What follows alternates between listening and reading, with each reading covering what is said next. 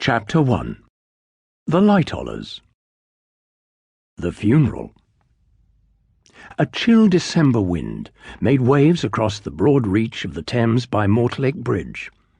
Naked trees swayed limb-like branches across the edge of a grim red-brick building, into which trooped a steady procession of black-clad figures. There was me, a skinny 13-year-old in a suit that looked made for a bigger person. The vicar in charge droned on about the great man, his adventurous life, his courage and bravery through peace and in war, his family, his widow, and his sister, but of course didn't mention me, or my mother. There the two of us sat, wedged between Grandma Gertrude, the great man's sister, and Great-Aunt Sylvia, his widow. My mother was having a good weep, the way she always liked to. The two upright old ladies either side of us showed little or no sign of grieving. They were made of sterner stuff.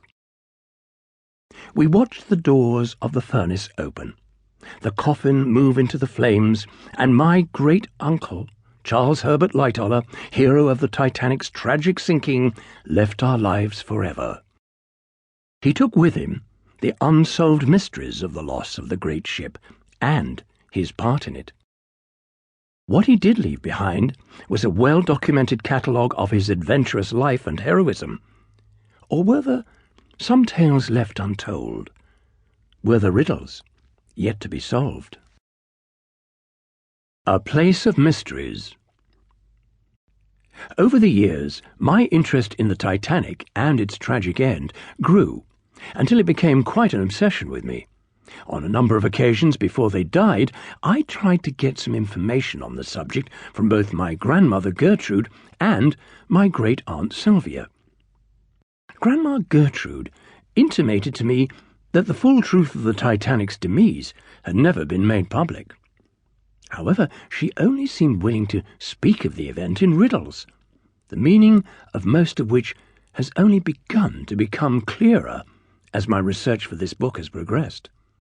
Remarks like, "The sea is a place of mysteries, and there are mystery ships upon it." It was to be many years before I stumbled upon the possible explanation of this riddle, an explanation so horrific that, if true, it would almost dwarf the tragedy of the great liner's sinking. Great-Aunt Sylvia, on the other hand, more or less clammed right up on the rare occasions that I visited her and broached the subject. So once I was approached to write a book about my great-uncle and his involvement in the Titanic sinking, I began to try to fit the pieces of the puzzle together. And a long and complex task it turned out to be. My eccentric grandmother liked to be known as Gertrude Lightoller, as opposed to Gertrude Hannah, her original married name. Her attachment to the Lightoller name was a strong one, as she often spoke of her brother, Commander Lightoller, or Bertie as she always called him. A lesson in colour. I remember the first time Grandma Gertrude brought out her book of French Impressionists and told me to half close my eyes and look at the works of Monet, Renoir, and the others. In doing so, I found the pictures became much clearer, taking on an almost three-dimensional quality. Grandma Gertrude also taught me about colour. "What colour is the sky?" she asked me one day. When I answered it was blue, she took me out into her small back garden. "Look at that bit of sky over there," she commanded. "What colour is it?"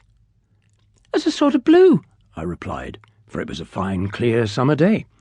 To keep listening to this audiobook, I've left you a link in the description so you can do it, at no cost thanks to Audible's 30-day free trial.